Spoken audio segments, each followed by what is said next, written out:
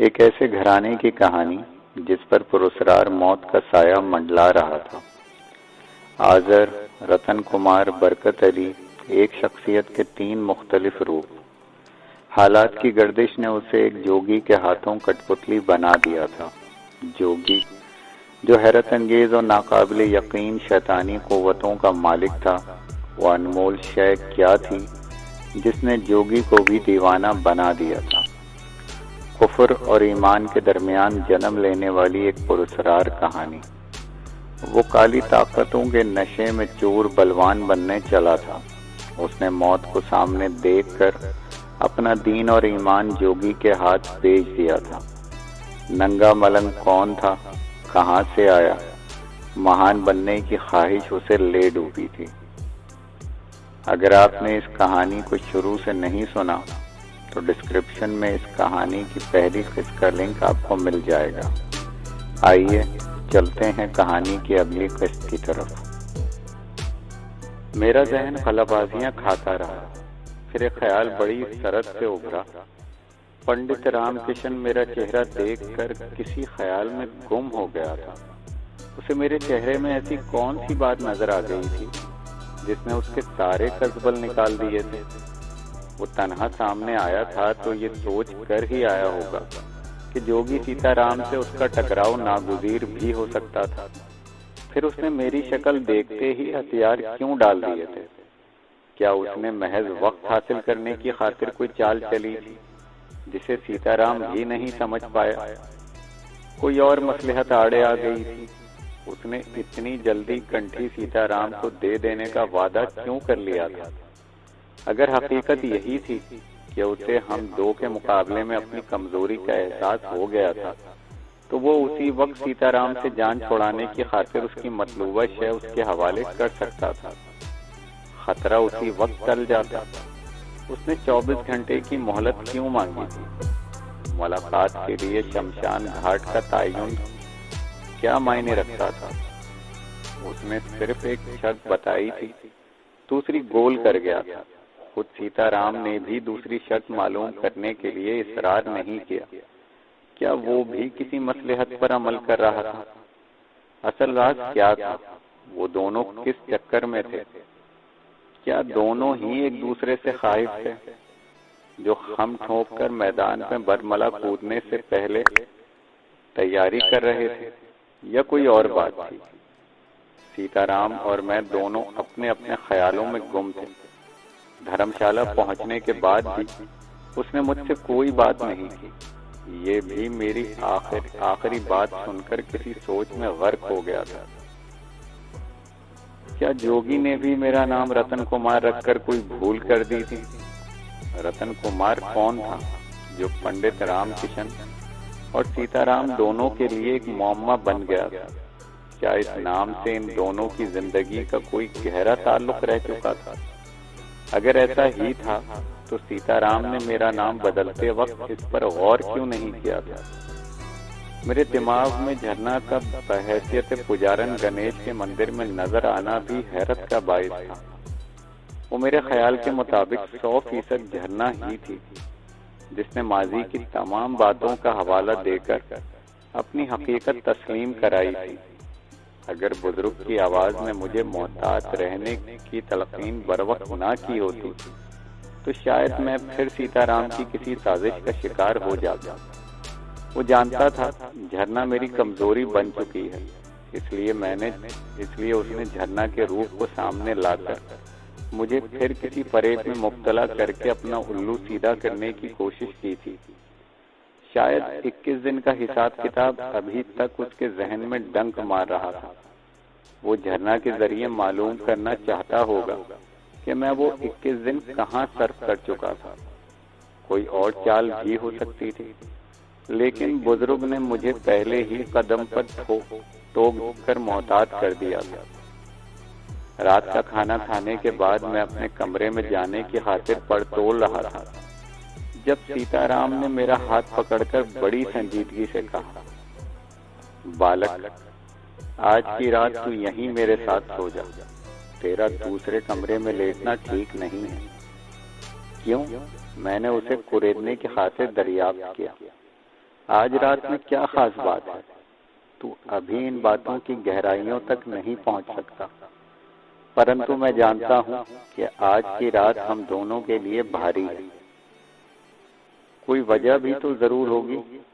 हाँ, कोई कारण ना होता तो मैं तुझे कभी न रोकता, सीताराम ने होंठ चबाते हुए संजीदगी से कहा।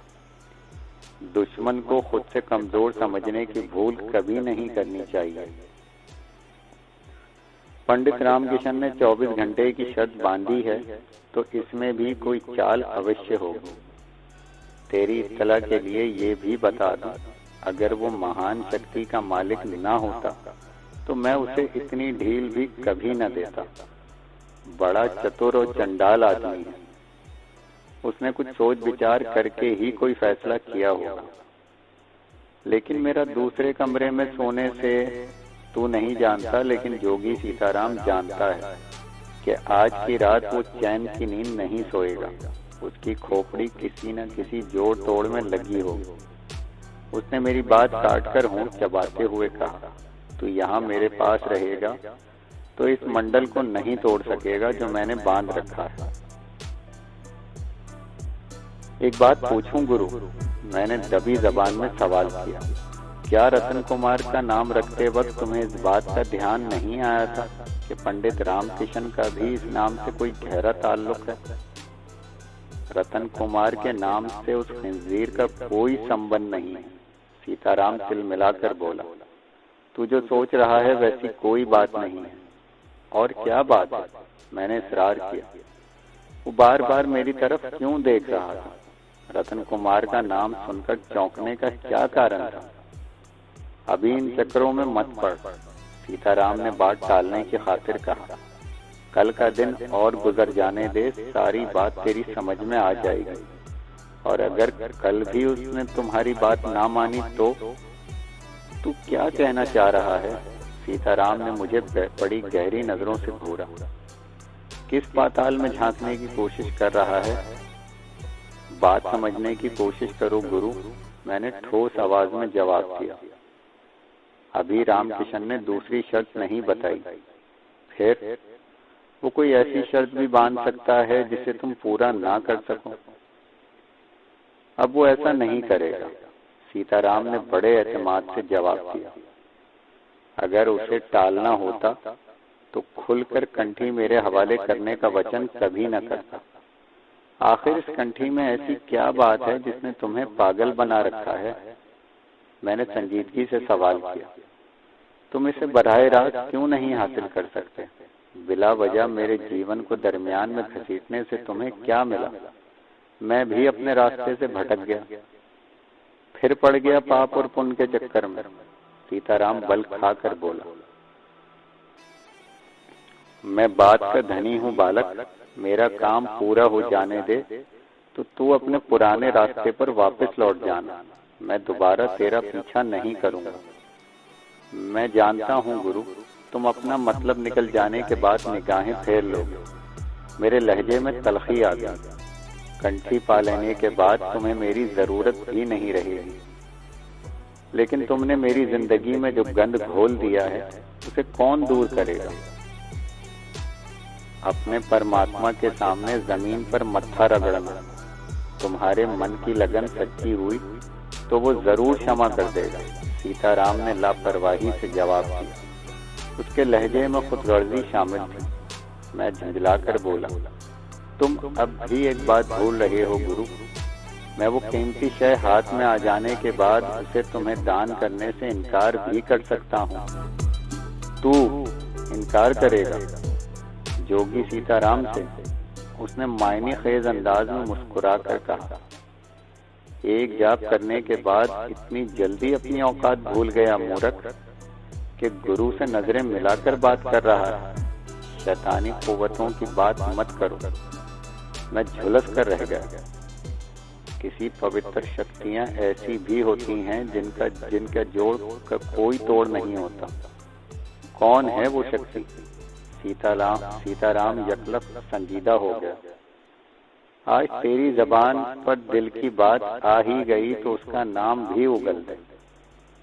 मैंने पहले ही कहा था कि जोगी के हिसाब में कोई हेर फेर नहीं होती। मैंने भी यही कहा था कि किसी न किसी का हाथ तेरे सर पर अवश्य छाया हुआ है। उगल दे उसका नाम, कौन है वो? मैं उस नीले आसमान के मालिक की बात कर रहा हूँ जो दोनों जहानों का मालिक है, मैंने तिल मिलाकर कहा।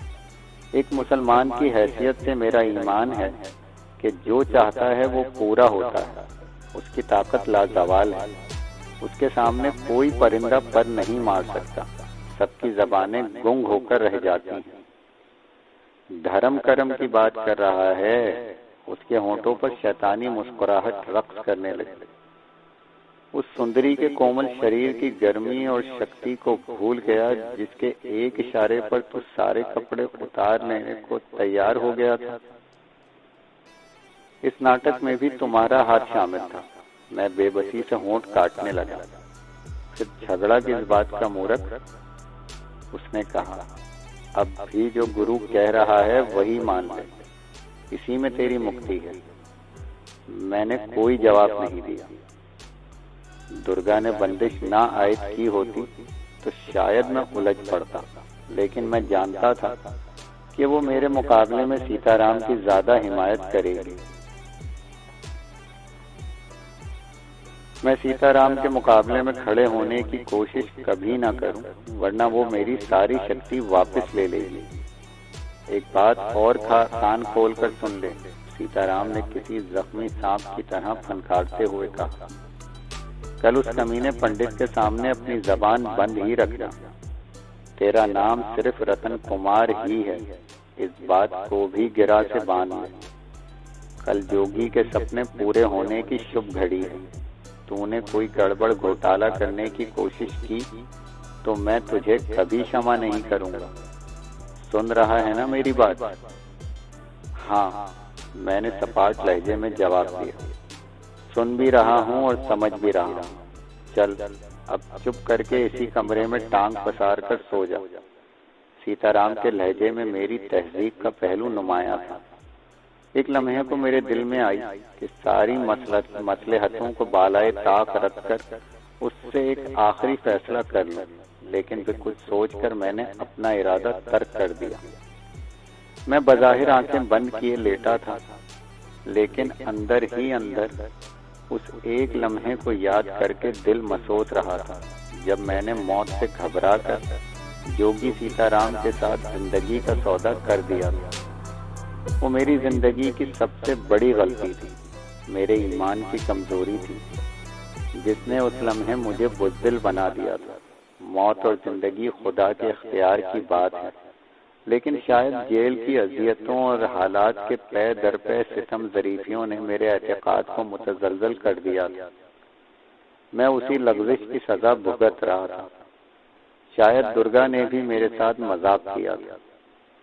जाप करने की तलकीन उसने की थी। उसने यकीन दिलाया था कि मैं नाकाबिले यकीन क़ुव्वतों का मालिक बन जाऊंगा, लेकिन ये बंदिश भी लगा दी थी कि मैं जोगी सीताराम को कोई नुकसान पहुंचाने की गलती ना करूं, जबकि इसके अलावा मेरा कोई और दुश्मन नहीं था। मुझे महावीर की बात भी याद आई। उसने कहा था कि मैं कभी रामकिशन के साथ पंजा लड़ाने की भूल ना करूं। ये भी वाज़े अल्फाज में कहा था कि सीताराम ने मुझे सिर्फ अपने एक मकसद के हुसूल की खातिर अपनी शैतानी क़ुव्वतों के जरिए तस्खीर कर लिया है। अब सीताराम भी साफ तौर पर कह रहा था, मैं उसकी ख्वाहिश की तकमील के बाद अपना रास्ता अलग कर सकता हूँ। मेरा जहन इन्हीं ख्यालात को सोचता रहा। सिर्फ एक रात और एक दिन की बात और रह गई थी। इसके बाद सीताराम पंडित रामकिशन से अपनी मतलूबा शय हासिल करने के बाद मुझसे अलहदगी इख्तियार कर लेता। मैं फिर तन्हा रह जाता। मेरी जिंदगी का वो दरमियानी वक्फा किस खाते में लिखा जाता जो मैंने सीताराम के साथ गुजारा था। मैंने ईमानदारी और राजदोई के रास्तों को छोड़कर जिन गलाजतों में वक्त गुजारा था वो मेरे नामाए अमाल में लिखे जा चुके थे। मुझे उसकी सजा बहरहाल भुगतनी थी। मैं वक्त की गर्दिश के हाथों शिकार हुआ था। सिर्फ ये कह देना काफी नहीं होगा। सफेद रेश बुजुर्ग ने कहा था कि वो मेरा इम्तिहान था।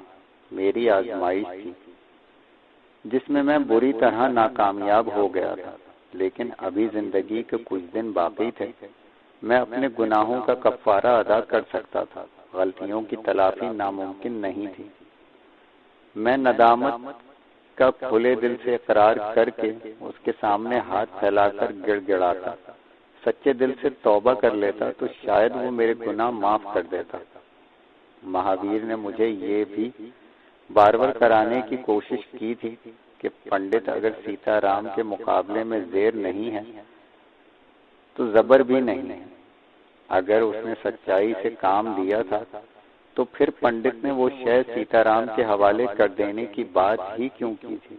वो क्या खास बात थी जिसने रामकिशन के कदम डगमगा दिए थे? उसने ये भी कहा था कि वो शय उसके पास किसी की अमानत है। उसका इशारा किस सिम था?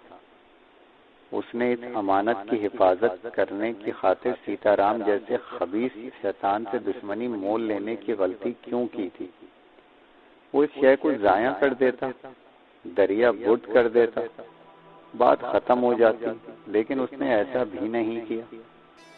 मैं हालात की गुत्थी को जितना सुलझाने की कोशिश करता उतना ही उलझ जाता। मैं कब तक ज़हनी तौर पर बेदार रहा मुझे याद नहीं। अलबत्ता जब मुझे ऐसा महसूस हुआ जैसे कोई मेरा हाथ थाम कर मुझे जगाने की कोशिश कर रहा है, मेरी ग़ुनूदगी की शिद्दतों में कमी आने लगी। फिर मुझे बुजुर्ग की मानूस आवाज़ सुनाई दी तो मेरा जहन बेदार हो गया। मैंने उस नूरानी चेहरे को सामने देखा तो मेरे दिल की धड़कनें तेज हो गईं। मेरे मोहतरम, मैंने अपनी बेबसी का इजहार पूरी आज़मी से किया। मेरा दम घुट रहा है। मैं आपसे मदद की दरख्वास्त करता हूँ। तू अब भी कुफ्र के अंधेरों में भटक रहा है। बुजुर्ग ने अपनी नाराजगी का इजहार किया। देने वाली जात सिर्फ उसकी है जिसने तेरे वजूद के लोथड़े में पूरी सदाकत और दयानत से जान डाली थी। अगर मांगना है तो उसके सामने दामन फैला। मुझे क्यों गुनाहगार कर रहा है? शायद आपकी सिफारिश मेरी जात के लिए निजात का जरिया बन जाए। मैंने रिफ़्क़त से गुजारिश की, ये भी तेरी भूल है। सच्चे दिल से उसके सामने सर बसजूद हो जा। तेरा ताल्लुक भी बराए रास्त हो जाएगा। मेरी हिम्मत जवाब दे गई है। मैंने नदामत से सर झुका लिया। सीताराम की शैतानी कुव्वतों ने मेरे गिर्द जो जाल बुना है वो मैं उसे काटने की ताकत खो चुका हूँ। नहीं, बुजुर्ग के नूरानी चेहरे पर जलाली कैफियत नमूदार है। हर फर्द खुद अपनी शख्सियत में किसी शैतान से कम नहीं। अपनी कोताहियों पर पर्दा डालने की खातिर शैतान को मौरूदे इल्जाम ठहराता है। तूने भी उसके अहकामात से रूगर्दानी की, जिंदगी का लिबादा ओढ़ लिया। मौत को याद रखता, उससे ताल्लुक कायम रखता तो शैतान भी तुझे बरगलाने की कोशिश में नाकाम हो जाता। अपनी गलतियों को सर डालकर तू सजा से नहीं बच सकता। मैं आपको दादा जान की वाकफियत का वास्ता देता हूँ। मैंने आखिरी हरबा इस्तेमाल किया। मलाऊन बदबख्त, वो झुंझलाकर बोले, अगर उस नेक मर्द से ताल्लुक ना होता तो मैं तेरी तरफ नजरें उठाने का ख्याल भी दिल में ना लाता। मैंने जबान बंद रखी। बुजुर्ग ने मेरा हाथ थाम लिया। मैं लड़खड़ाता हुआ उठा। अंधेरे में गिरता पड़ता कमरे से बाहर निकला तो बुजुर्ग की गिरफ्त ढीली पड़ गई। मैं जा रहा हूँ। उनकी आवाज मेरे कानों में गूंजी। जहन और अक्ल के दरवाजे खुले रखना, आगे जो उसको मंजूर हो। मेरा हाथ बुजुर्ग की गिरफ्त से आजाद हो गया। मेरे वजूद के अंधेरों में फिर साएं साएं का शोर बुलंद होने लगा। जहन पर ग़ुनूदगी ने हमला किया, लेकिन फिर एक आवाज मुझे कहीं दूर से आती हुई सुनाई दी। बालक, मैं जानता हूँ कि तूने दुर्गा देवी के इशारे पर विष्णु महाराज का जाप करके महान शक्ति प्राप्त कर ली है। ऐसा ना होता तो जोगी के मंडल से बाहर कभी न निकल पाता। कौन हो तुम? मैंने मध्यम आवाज में पूछा। मैं भी उसी का पुजारी हूँ, तुझे जिसका आशीर्वाद हासिल है। मैं नहीं समझा कि तुम किसकी बात कर रहे हो। देवी को याद कर बालक, उसने संजीदगी से कहा। उसकी शक्ति ने मेरी पुकार सुन ली है। तुम कौन हो? मैंने फिर अपना सवाल दोहराया। मुझे कैसे जानते हो? जानने की कोशिश कर रहा हूँ, इसी कारण तेरे पास आया हूँ। मुझे अपना नाम बता दे। मेरा नाम जानकर क्या करोगे? मेरी एक गुत्थी सुलझ जाएगी, उसने इसरार किया। मन में जो दुविधा है वो दूर हो जाएगी। मैं रतन कुमार हूँ, लेकिन तुम नहीं। उसने झुंझलाकर मेरी बात काट दी। तुम रतन कुमार नहीं हो सकते। मेरे मन में जो खुटका पैदा हुआ है उसका कोई कारण अवश्य होगा। मेरी तपस्या में कभी कोई खोट नहीं रहा। मेरा मन कहता है तू रतन कुमार नहीं है। और कौन हूँ मैं? मैंने गुनूदगी के आलम में सवाल किया। यही तो मैं खोजने की कोशिश कर रहा हूँ, वो उलझ कर बोला। ये समय हाथ से निकल गया तो फिर ये सारा किया धरा नष्ट हो जाएगा। मेरी बात समझने की कोशिश कर बालक, मुझे बता दे तेरा नाम क्या है? तू इस पापी जोगी के हाथ कैसे लग गया? मेरे जहन में फिर जवार भाटे की कैफियत पैदा होने लगी। दिल की धड़कनों में बेतरतीबी का रंग जाग उठा। एक शदीद घुटन का एहसास था जो मुझे बेचैन कर रहा था। मेरे दिल में यह ख्याल उभरा, मैं अपने माजी की दास्तान फर दोहराता चला जाऊं। लेकिन उसी लम्हे सीताराम की शोला उगलती निगाहें मेरे सामने आ गई। बालक, उसका लहजा कहर आलूद था। तेरा नाम सिर्फ रतन कुमार है, इस बात को भी गिरा से बांध ले। कोई गड़बड़ घोटाला करने की कोशिश की तो मैं तुझे भी क्षमा नहीं करूंगा। सुन रहा है ना मेरी बात? हाँ, सुन भी रहा हूँ और समझ भी रहा हूँ, मैंने किसी मामूल के अंदाज में जवाब दिया। नहीं बालक, नहीं। दूसरी आवाज की घनगरज फिर मेरे कानों में गूंजी। इस पापी की बात पर ध्यान मत दे। मैं तुझे बहकाने की कोशिश कर रहा है। मेरा कहा मान ले, मुझे बता दे तू कौन है? इस दुष्ट जोगी के हाथ कैसे लग गया? तेरा असल क्या है? समय गुजर रहा है, समय की कदर कर। इस बात को मान ले कि तू रतन कुमार नहीं है। हाँ, मैं रतन कुमार नहीं हूँ। मेरे दिल की गहराइयों से एक आवाज उभरी। फिर तू कौन है? मैं अपना असली नाम जबान तक लाने की जद्दोजहद में मसरूफ था जब दुर्गा की आवाज मेरे कानों में गूंजी। संभलो रतन कुमार, तुम सिर्फ रतन कुमार हो। जोगी सीताराम ने तुमसे यही कहा था। देवी, मैं भटक रहा हूँ, मैंने हाँफते हुए कहा। मेरी सहायता कर। मैंने कहा कि मेरा आशीर्वाद तेरे साथ है। दुर्गा की आवाज का जादू मेरे कानों में नशा घोलने लगा। चिंता क्यों करता है? चैन की नींद सो जा। देवी, दूसरी आवाज ने एहतजाज किया। मैं भी तेरा सेवक हूँ। तू जानती है कि मेरे मन में कोई छल कपट नहीं है। मैंने तमाम जीवन देवी देवताओं की कठिन तपस्या की है। धर्म के मामले में ये भी धर्म कर्म का मामला है। देवी की खूबसूरत पेशानी पर बल आ गया। उसने अंधेरे में किसी नागवार नजर से घूर कर जवाब दिया, तू वापस चला जा। धर्म का नाम लेवा है तो फिर अपने धर्म की रक्षा कर। दूसरी तरफ से कोई जवाब नहीं आया। रतन कुमार, देवी ने दोबारा मेरी मेहरबान नजरों से मुझे देखा। तू चैन की नींद सो जा और इस बात को ध्यान में रखना कि तूने मुझे जोगी सीताराम के सिलसिले में क्या वचन दिया है। तूने अपना वचन तोड़ दिया तो सारी शक्ति छिन जाएगी। मैं भी नजरें फेर लूंगी। मुझे अपना वचन याद है देवी। मैंने उसकी आंखों की मस्तियों में डूब कर कहा, तूने जो कहा था मैं उसे याद रखूंगा। देवी मुस्कुराती हुई नजरों से ओझल हो गई। मैंने गुनूनगी में गर्क होना चाहा तो सफेद रेश बुजुर्ग की कहर आलूद नजरें देखकर हड़बड़ाकर जाग उठा। कमरे में मेरे और जोगी सीताराम के सिवा कोई और मौजूद नहीं था।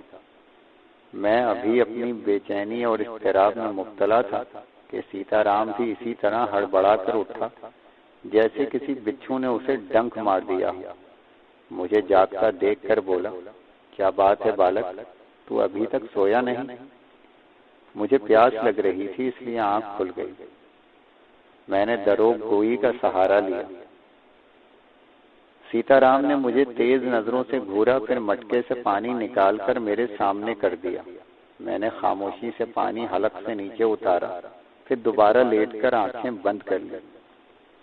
सुबह मेरी आंख देर से खुली। सीताराम किसी पुजारी के साथ बैठा फुसर फुसर में मसरूफ था। धर्मशाला का मालिक भी मौजूद था। मुझे जागता देखकर उनके दरमियान में होने वाली कानाफूसी बंद हो गई। मैं आंखें मलता हुआ उठ बैठा। पुजारी मुझे बड़ी गहरी नजरों से देख रहा था। सीताराम के तेवर भी मुझे कुछ बदले बदले नजर आ रहे थे।